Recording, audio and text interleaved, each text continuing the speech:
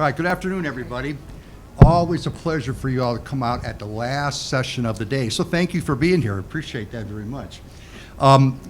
We have an interesting panel. We're going to take a little different approach in terms of the format. First, I'm going to ask all the esteemed panelists to introduce themselves to you. Very short introductions so you know who they are and where they're coming from. And we have a kind of a diverse group, which is really kind of interesting and good. So I think you're going to get some different perspectives on emotional intelligence. And then we will, I'm going to be asking them to define for you and for us what emotional intelligence is to them. Okay, and then we'll talk about that. And of course, that'll lead to a lot of discussion. We're going to try and leave the last 10 minutes for questions from you. We can always talk some more, but if you have some questions, I think that would be very helpful. So think about that as we go along. So again, the title is A Ripple Effect, How Leaders' Emotional Intelligence Impacts Organizations. Do you think emotional intelligence impacts your organization you work in? Yes, no? Yeah, absolutely it does, okay? And it's, leaders have a really tough job in the world we live in today. And it's not just about the dollars and the cents, although those are important, but it's also about how you take care of the people that your success is dependent upon, and not just yourself, but for your organization. So it's critical that those folks are taken care of and that you serve them as a servant leader. All right, with that, I will go ahead and we'll start introductions, and I will go last. So I guess that makes me first. My name is Sarah Olds. I am the Vice President of Product for an advertising agency called iProf, based out of Little Rock, Arkansas. Good early evening. My name is Daniel Alvarado. I'm just retired. I have 30 years of public service work where I use emotional intelligence almost every day. So thank you, and it's good to be here. Does it work? Is it working? My name is Linda Crockett. Scotland born, Canada raised. I am the founder and CEO of the Canadian Institute of Workplace Bullying Resources. That's a for-profit with many services that we'll get into later. I just recently also, that was 15 years ago, just recently started the Canadian Institute of Workplace Harassment and Violence, and that's a nonprofit specifically for those who are harmed. And obviously, emotional intelligence has got a lot to do with preventing that kind of harm in the workplace. Well, hello everyone. How y'all doing today? All right. I am Belisa Winslow Taylor. I served 22 years in the United States Air Force, to include Department of Defense. What I can say to you, I've traveled over 300,000 miles. I've lived in 4 countries, and I'm here to share a powerful message with you. What I'm going to say is I am the CEO and founder of GoCore Mind, Body, Soul, LLC. Be relentless. Now, what is that all about? I teach you how to unpack your trauma, and I've gone through trauma for over 30-some years myself. But here's what I will say to you. Never give up on your dreams, and we're on this panel to share emotional intelligence. Thank you. well, thank you. And Dr. Taylor, thank you for your service to our country. Only 22 years. I think she said 22, no?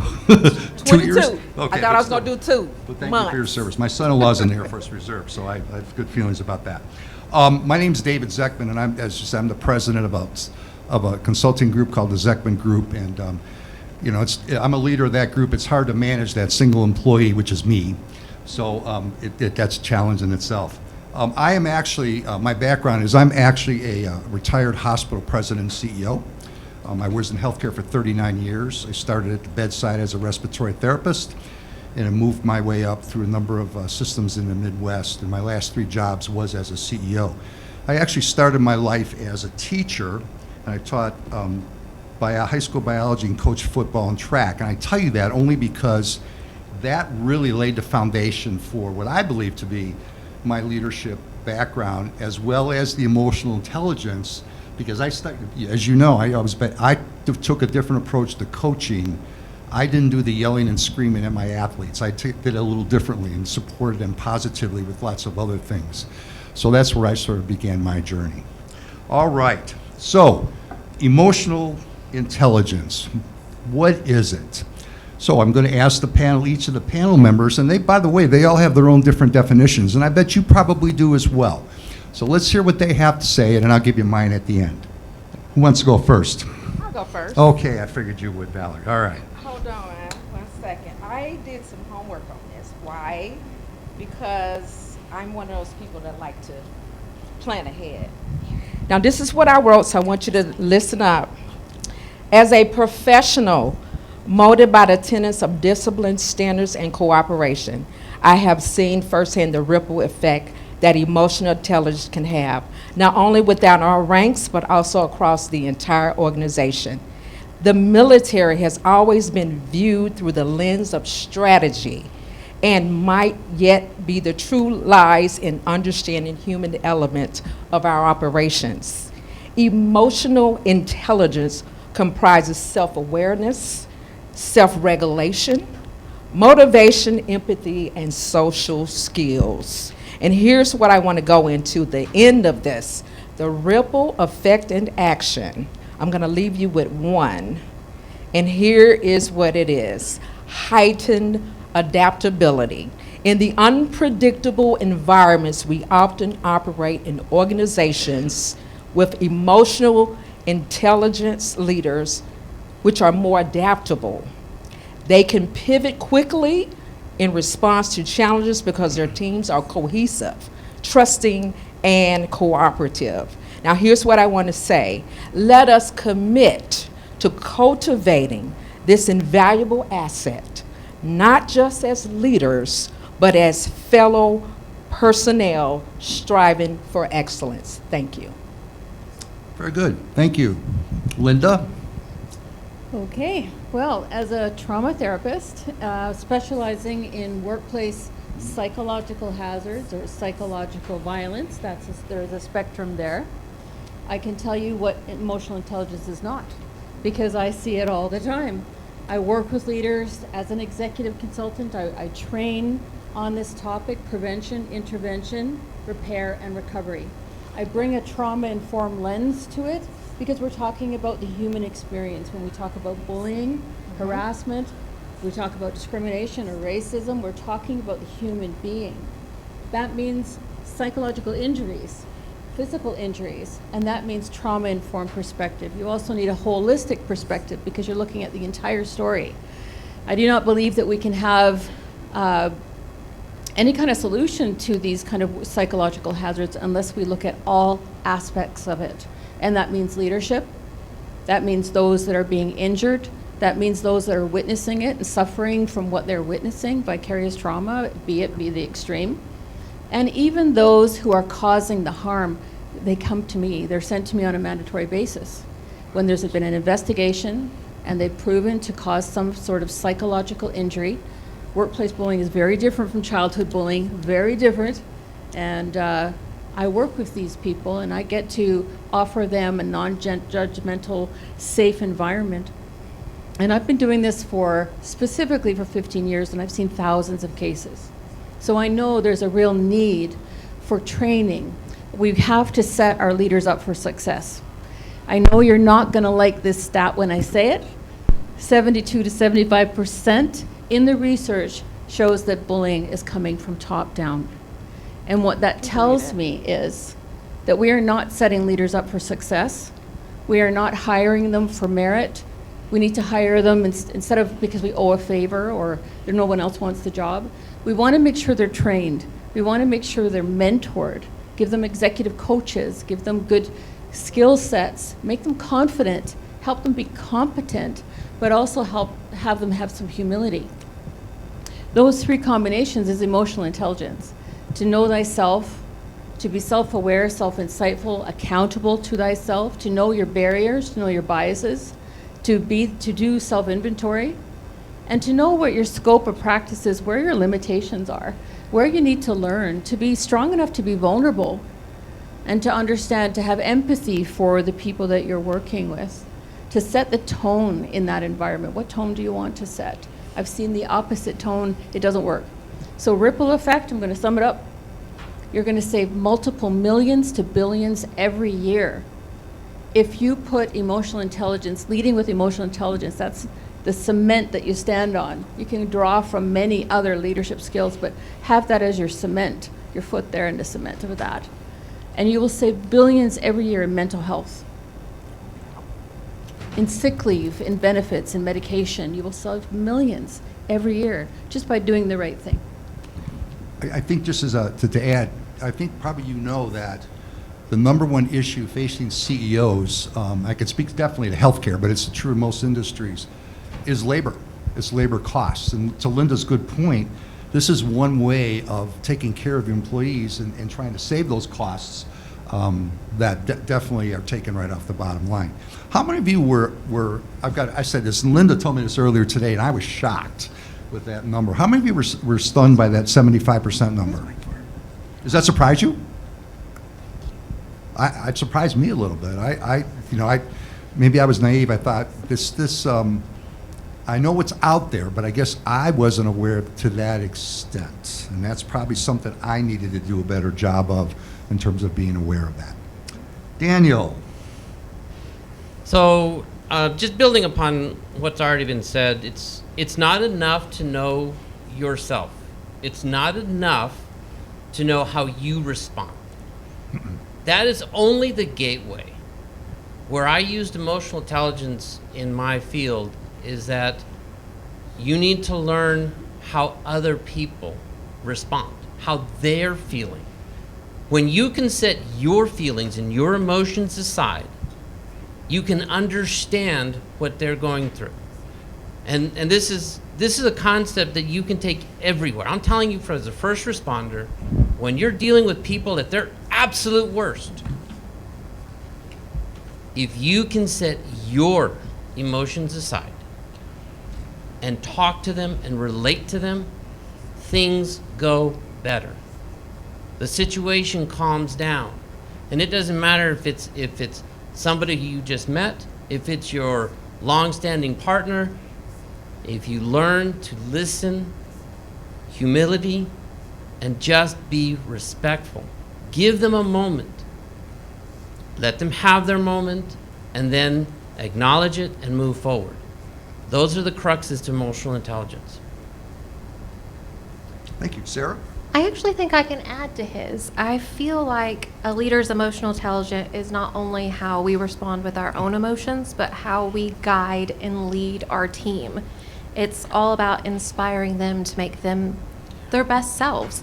And there's a big misconception that leadership is all about being the boss. It's about leading, in a sense that it's our narrative, and it's not. Our narrative needs to fit what best works for our team. Then we all succeed. It's not one size fits all. It's not one style or one vision. It's one goal. It's just how we get there is the question. And I also agree that it comes from adaptability. If we don't adapt, we don't grow. Stubbornness is very popular in this digital age where our attention span is that of a gnat. So if we don't grow, we don't succeed. And if we don't succeed, then ultimately our team fails and we fail. Thank you.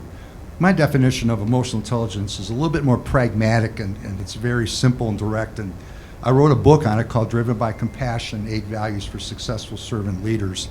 And I believe that emotional intelligence is how you treat others and serve those you lead. You know, they're as leaders today, they're looking for us to serve them. For us, they want to feel valued. They want you to provide the resources they need to be successful. And that includes emotional intelligence. That just includes giving them a bunch of supplies or whatever they need. The emotional intelligence, the support they need, is really what will help them to be successful and help them to feel valued.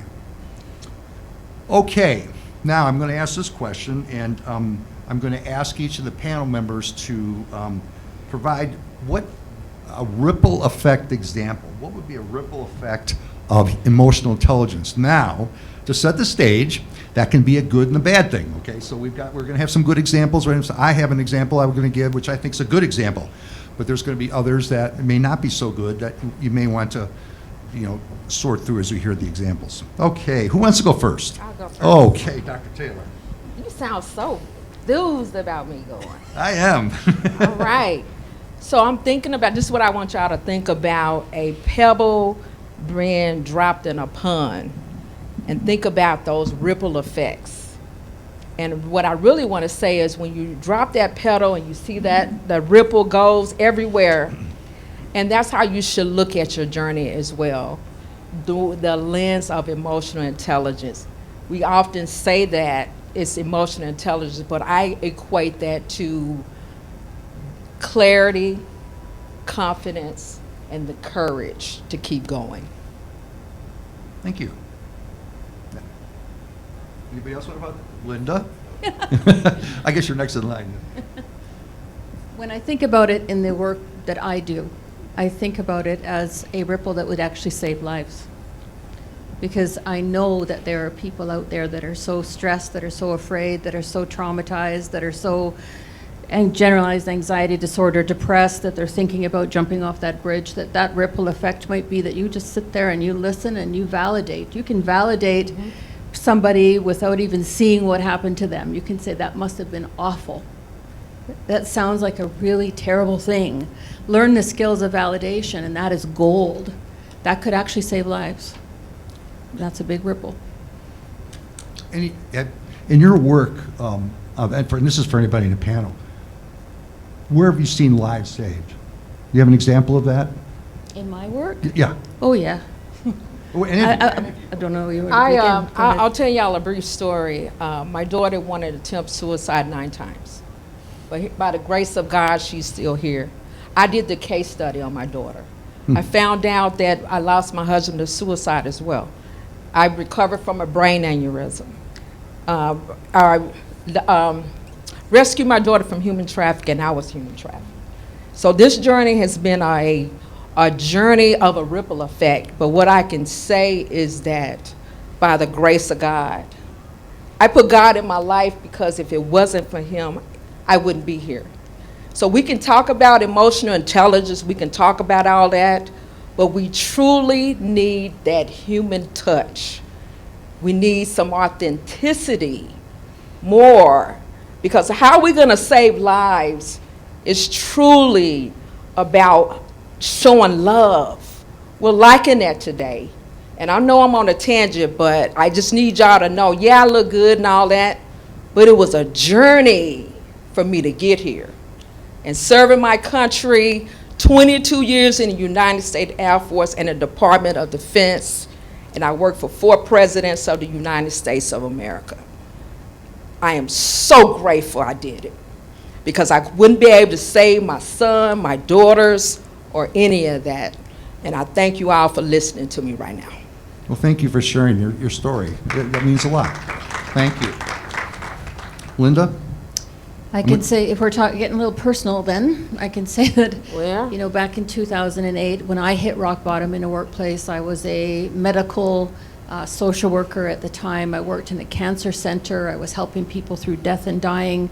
I was helping families after the passing, a job that you choose. Not everybody wants to work in a job like that, and it takes different people of different skill sets or hearts maybe. And I was bullied by a psychologist, a social worker, 2 HR, and a pastor. And when you get a group of 2 or more, that's called bullying with a mob mentality. I wasn't the only person, but I was bullied to the point, and I'm a stubborn Scot, there's no doubt about that. I'm a very stubborn Scot, and I decided I was going to stay and prove that I was the best employee you could get, so I worked harder and harder and harder. I came in on my Saturdays, I worked through my coffee, I worked through, you know, late. I did more to prove that I was the best employee, that you could stop bullying me now because I'm deserved to be here. But that only made things worse. And I'll fast forward, because I'm stubborn, I stayed years, to the point where I was diagnosed with PTSD. I was so skinny, my hair was falling out, I had a rash all over my body. I was your typical of what stress will do to you. I had ulcers in my stomach, and there is more, too personal to share. I was on the edge of that cliff ready to jump. Many times. I did not want to continue. I saw 4 therapists, and each one of them made me worse because they didn't know this injury. 4 made me worse, closer to the edge of that cliff. I'm ready to go. It was the 5th one who just listened, who validated, who made me feel I wasn't crazy, who just listened. that saved my life. So when I say that, I meant that. And it's from then on that I started doing what I do now. Thank you. Daniel? So, yeah, I can give you two very quick examples. When I retired as a lieutenant, and when I first got promoted to the rank of lieutenant, as a lieutenant, I'm in charge of an entire shift, 100 and some odd officers, scheduled 7 days a week, right? And for the first several years, my captain who was in charge of me, you know what? They left me alone. I had two captains, right? They left me alone. They acknowledged what I was doing. Morale was good. Things were great. New captain comes in. In the span of 6 months, that captain's lack of emotional intelligence took me from a confident, strong leader to an isolated one who didn't want to leave the office, whose teams were now underperforming, and I was under the gun for why things weren't working. But it all boils down to that captain's emotional intelligence, or lack thereof. What I did learn, though, is I learned how to circumvent that captain, pick myself back up, and get my teams back on track. The overall morale for that area that I was working was down, but my teams were picking up because they understood that I had their back. Thank you. Sarah? Yeah, I'm not going to get personal, no offense, but y'all made my heart hurt. I got lucky, I'll be honest. My career started off slow but steady. I had a very just emotionally intelligent leader who knew what his strengths were and knew what his weaknesses were, and he saw where he had weaknesses, I had strengths. And he was able to build up my strengths to fit where our team needed them. So if they couldn't go to him, they could go to me, and vice versa. And I got very blessed, and I felt like that was something I needed to share with my team. So moving forward, every team member we bring on, we assess strengths and weaknesses. Where can I help make them better, and where can they make me better? Because I need to grow too. I haven't reached my peak. I've got many years ahead of me. Just saying. So it's a continuous journey. And I want somebody to be up on this stage 10 years from now feeling like they were blessed because I helped them. Just like I feel blessed to have Patrick help me. We're in this together. Thank you. I have one example in talking about a ripple effect and positive energy. I have a saying that a great servant leader is quick to forgive and slow to fire, okay? Rather than quick to fire and slow to forgive. Do you think it is really hard to forgive as a leader, isn't it? Sometimes it is, okay? And that takes a lot of emotional intelligence from you and also onto that person. So my quick story is this, and it's a real life story, and it's true today. I had a nurse that was working in the operating room in the recovery area, and I was told she was stealing drugs. Okay, happens. By the way, it does happen in healthcare, and it's not unusual. What do you think the first thing we do with that is? What do? We fire her, right? And or we turn her into the authorities. So the HR people came, pulled me in, and said, you know what to do. But I always had a philosophy that if an employee wanted to talk to me directly, they could. I know that drove the HR folks crazy, okay? They didn't like it, but I did it anyway because I thought it was important as a servant leader. I had to walk the talk. That's one of the values. So this person came to see me, and I said yes. And she gave me this, story that she was addicted and selling, and that she really needed it, as the usual story, to take care of her family, and her husband had some issues going on as well. And I looked at her and I said, what convinced me why I should forgive you and let you stay on as an employee here? And she looked me in the eye and she said, I promise you that I will never, ever do this again. Now, you're going to say, and you're going to look at me and you're going to say, they all say that, and some of them do, and sometimes this fails. But you know what? I looked at her and I had a gut feeling. I looked her in the eye and I said, okay, I'm going to do this. Okay, and you have to go through certain things, the drug testing and all these other types of stuff to keep your job. And this is obviously your last chance. This was 15 years ago, and she's still working there. Okay? Now, if I had not had that, maybe this is emotional intelligence, maybe it's just love, maybe it's just servant leadership. Okay, but if I hadn't done that, what would have happened to this person? Right? This happens all the time. And I cringe when I hear about leaders, and I heard some stories of leaders today, leaders that bully, harass, that don't care about their employees. Okay? I just, there's no room for that. It's unethical, it's immoral, and it's not what a great leader should be. I'm going to ask all of you, and we're going to ask you to ask, I hope, some of you have questions, I hope, because we have a really good group here. By the way, does anybody else want to add anything or say some more? You're on stage. We have some good talkers, too. I like that. Bullies are too expensive to keep. How's that? Okay. What else? Anybody else have anything? How many of you, I'm going to ask you, I want you to raise your hands, okay? How many of you worked for a bully? Wow. Woo. Check that out. Wow. How many of you left your job because of that? Wow. Do you, and I think you all know the answer to this question, so I'm going to ask anyway. I like to get the audience involved. This is what I do. What is the number one reason people leave their jobs? I think you know the answer, but I want to hear it. Pardon? Manager. Is it money? Well, money's important, okay? If you're underpaid, but that's not the most important thing, okay? It's the manager. You fire the manager, okay, and you leave. Is that a loss? Of course it is. That's a loss for the person who leaves, and it's a loss for the organization. What else? Anybody else have comments that you'd like to add to that? Unfortunately, the type that I see leave to save their lives. They love their Yeah. jobs. They don't want to leave. They have all kinds of investments, relationships, reputation. They don't want to leave, but they leave to save their lives. I want to talk about leadership, because oftentimes I saw a lot of hands being raised, but what if you had a leader, a great leader that had your back and looked at everything objectively? How would it turn out? And so this is what I'm saying. His boss has to get involved.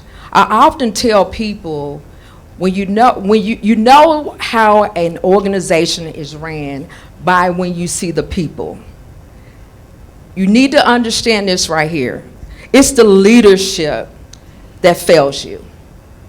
It's the person that's at the top that's making all the decisions that's failing you.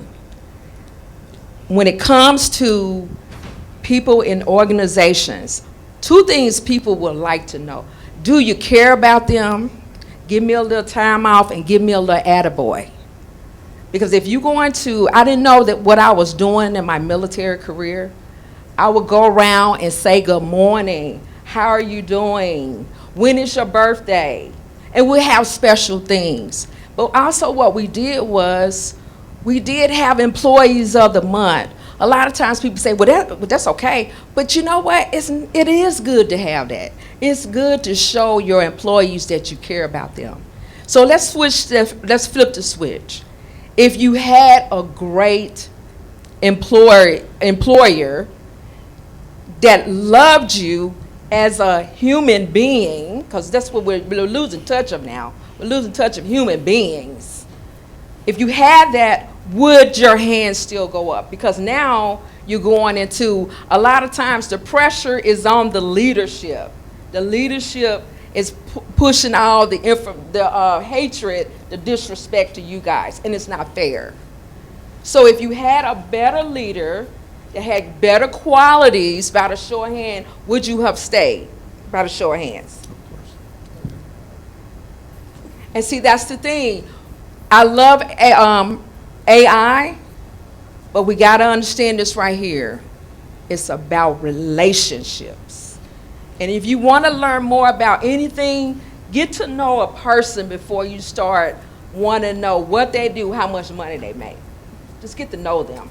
And I went on a tangent, guys, It's but okay. I love what I do. Actually, you just led me to a tangent. Thank you. She made a great point about one of the things is, in terms of emotional intelligence, get to know the people that you work with. Now, here's the caveat to that. Okay, the caveat is this. You're not prying into their personal life. Correct. But what you do is you just get to know them. Remember, there's an old saying there, a smile is the shortest distance between two people. You never know what a difference you're going to make in somebody's life by saying good morning or saying hello. I used to, one of the things is I always made it a point to try and know as much as I could about the people I worked with. You know, I had 2,000-3,000 people. I couldn't know everybody, but I knew a lot of them. And a lot of times I would say, I knew about their kid's star athlete. It was in how they did in the game Friday night. I learned about, I had an OR director whose son had leukemia when he was 5 years old. And when I went to see her, her eyes lit up when I asked how he was doing. Okay? These little things show, you could say, is that emotional intelligence? That's leadership, okay? Everything starts with leadership, and everything starts with compassion and kindness, okay, which I'm sorry to say a lot of leaders don't have today. You guys, okay, Linda? I'd like to also make a point that I've learned from working with leaders, that there are a lot of leaders out there that are not comfortable working with conflict, that avoid the conflict. And conflict is your early warning sign. It is not bullying. Conflict is normal. You want to be comfortable with conflict so that that can become teachable learning moments. And you can address it before it evolves and becomes something worse. So if you're uncomfortable with conflict, if you're a leader in the room, it's your responsibility to take accountability for that. There's lots of courses, there's lots of coaches, there's lots of books, but really try to get comfortable with dealing with conflict. How many like to fire somebody? I don't. I want to add something to that. Although there are people out there who like that. What's that? I want to add something to that. Don't be afraid to knock on the door and talk to your boss about what's going on. Because oftentimes when you say, raise your hand, I'm out the door, but think about it like this. What if I went in there, got my emotions out the way, and talked about the pure facts, and given the boss the opportunity to try to change that trajectory? You get what I'm saying? So don't be afraid. Some of you right now are in a position where you're ready to just go. But think about it this way. Write down what has been troubling you. Write about things, how you can possibly fix the situation, or you want your boss to come in and intervene in the situation, and then move forward. Somebody's out there right now is on the fence, I know it, ready to just give it all up and not work at this place anymore. But knock on that door. I'm telling you to knock on that door and have the courage to do it. Okay, we have about 10 minutes, and I would like to open it up for questions. If anybody has any questions or comments or stories they'd like to tell. Yes, ma'am. Yeah, so, Do we have a microphone? Here.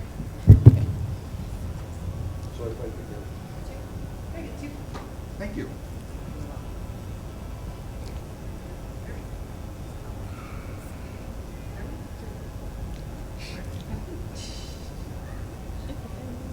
Hello, hello. All right. Okay, now we're on. So it's very interesting, and thank you for sharing your stories. It's really touching, and we can learn from you guys. My question is, I'm a CEO, young CEO, very young. And I've been experiencing these cases where I learned the hard way that it is important to have this touching with your people, to understand them, to listen to them. And they all have something very interesting when you stop and listen to them. But they all have something interesting to say. But the question is, sometimes these issues doesn't get to you because you are the CEO, the very top, right? So you don't feel this. I spent last year, I did this practice where I had one-on-one calls with all my employees, all of them. I really want to know them because I had people working for me that I didn't even know. I never had a conversation with them because I have managers, supervisors, on all these hierarchies on the company. So what other practices can you spend, because CEOs or COO or CFO, any of the executives, had a lot of things to do, and it's hard for us to take the time, especially if you work for big organizations where you have large employees, large number of employees. So to get to know them and being on very, on these, involved with all what's happening on your organization. So what advice do you give? What actions can we take for the executive and the directors or on the manager that we can implement on our companies? I want to say something. I was listening at you. I'm a very good listener, and I'm gonna go back to my military because I was in a leadership position. You know what I did? The morale was great, but you know what I did? I strategically had potlucks, and here's why I did that. When you have a potluck in an organization, they bring the meals that they want. Everybody is not thinking about work. They're actually having fun. And that's where you go on into that leadership role where eventually you do it enough, they're gonna trust you. And when you trust them, that's you home free, because then you're gonna have a great relationship. And that's what we're missing about a lot of us. We need to start working on our relationship with people and stop worrying about how much money somebody's making and making it about you instead of them. It's about relationships. You had that potluck, it's going to change the trajectory of your atmosphere. And that's what it's about, changing that atmosphere. Sarah, you had a comment? I have a different perspective to that. 'Cause Okay. there's too many employees to have a potluck for me. I see it more as, what kind of healthy conflict are you having with your direct reports? Do they trust you? Can they tell you the good, the bad, and the ugly? Do they tell you about what Susan is doing from 2 departments below you just because she feels like she can? Or is she telling you the bad things? Like, you have to have a free, open communication. Don't just talk about the numbers. Don't just talk about who's getting hired and who's getting fired. Have the open, healthy conflict. Have the small, not quite gossip, but open conversation about how's their team doing? What's Susan doing? How's her kids? But not too much to where it takes all your time, because your time is so valuable. It's so valuable to the point where you can't know everybody, but you should trust your direct reports to know their people. That's where your trust comes in. That's your strength. Your question is a tough one, only because it really relates to culture and the culture of the organization. Yeah. And it has to start at the top with the CEO. That's right. And if it doesn't, usually fails. I'm teaching the servant leadership course to 2 healthcare systems in Florida right now, to the middle managers. So we're attacking it from the middle manager perspective. I've got the buy-in from the CEO and a VP of HR, but that's where we think we're really going to make a difference. Is that at that level? Yes, ma'am.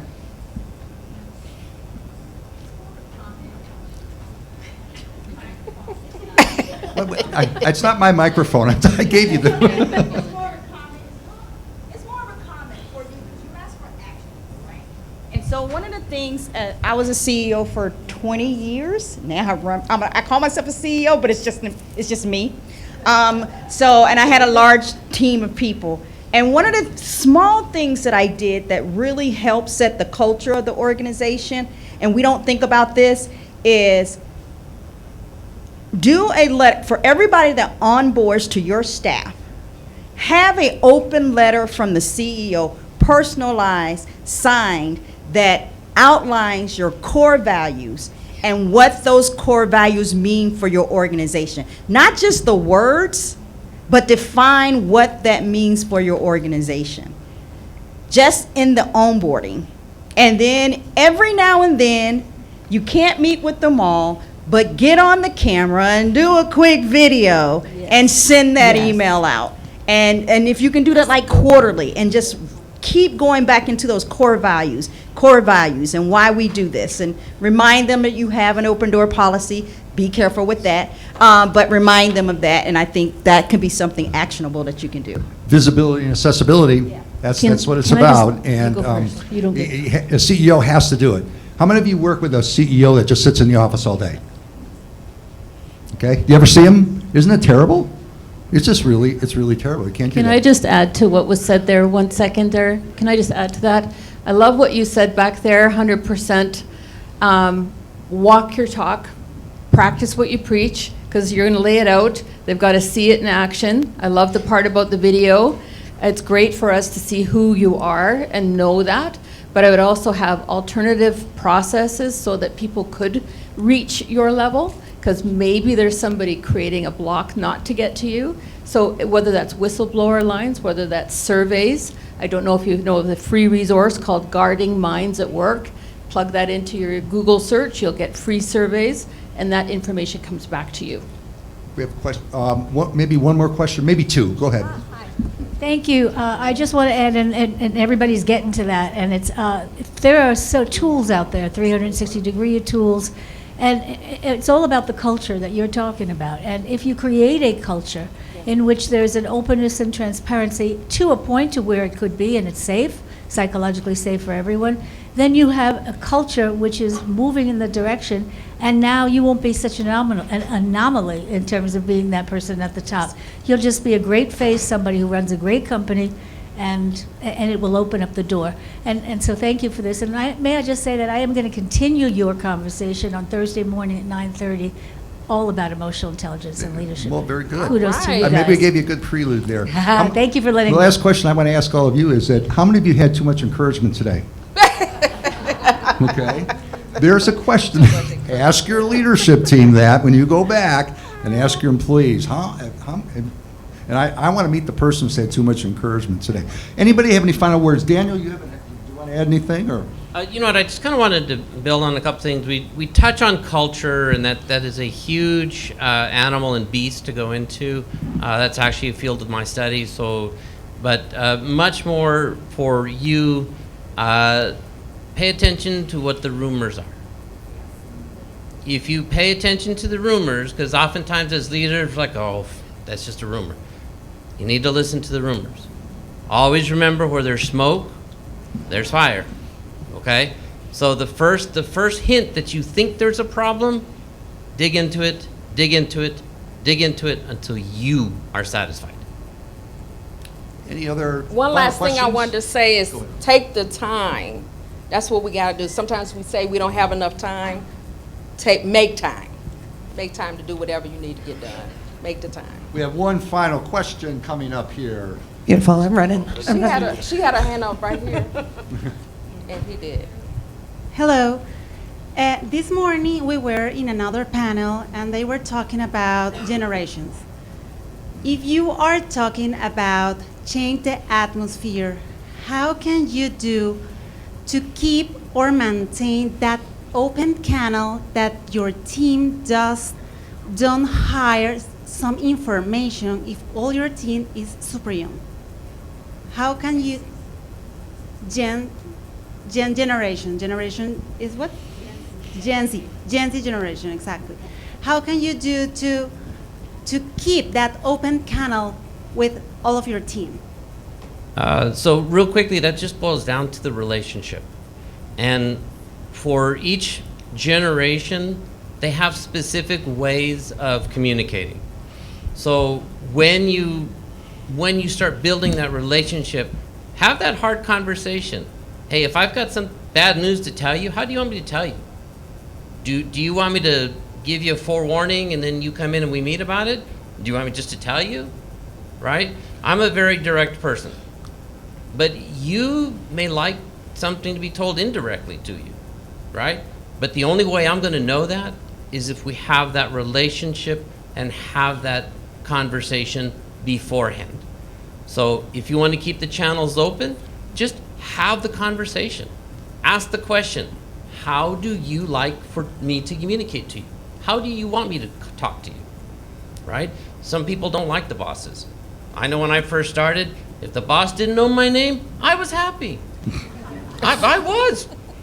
But towards the end, I made everybody uncomfortable because I knew every one of my officers' names. I knew everybody. I think, and my last comment, I think we're making a big deal out of the generation thing, maybe more than we need to. And it's just my opinion. Leadership is leadership. Relationship building is relationship building.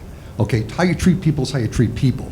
Whether it's a Gen Z or a Gen Y or a baby boomer, whoever, we all have our differences. But again, it's all the basics and how you care about people, how you treat them, how you build for their success, and building relationships. We make such a big deal out of this, and I hear it all the time. I just, take care of your people, right? That's what we're here for. I think there was one more question. Oh, we're gonna have one more. Gotta have one more. All right, and we are right on Forget time. about you. Thank you so much. Yeah. You know what? When we talk about emotions, and I hear a lot of examples there, when you have somewhat a period of time with interactions, most of the examples come with that one. Yet, a lot of time when we deal with certain audience, say for example, like I've been doing a lot of hiring lately, and one of the things is we have run into interactions with individual where you say, wow, that person have a lot of potentials, yet certain thing they bring onto the table say, that's a big no-no right away, right? So in those instances, advice from the panels there, when you see the potential, yet you have to stand for your values. How do you incentivize or try to get to win that person? Somebody want to take a shot at that? Sarah, you want to try it? Or? I don't feel like you can win the person. If they're not wanting to fit into your core values, then they're just not the right fit, no matter what their potential is. They have to live and die by your core values. Otherwise, you're not going to trust them, that incentive's going to drop off, and so are they. I agree with that. I'm going to second that. Don't incentivize. They may have great potential, but at the end of the day, it comes down to the communication and the respect aspect. And if their values are not in alignment with your organization, with you, then it's time to say thank you, nice meeting you. Let's move on. But in a respectful way. You split respectfully. Like that Always a quick. respectful way. Well, thank you all I appreciate your participation, by the way. That's always fun to do. It helps us. And, these are really smart people up here. They did a great job, and they're very, very accomplished at what they do. And so give them a good hand. So I think that we're done. Yep, lovely. Thank you so much, panelists.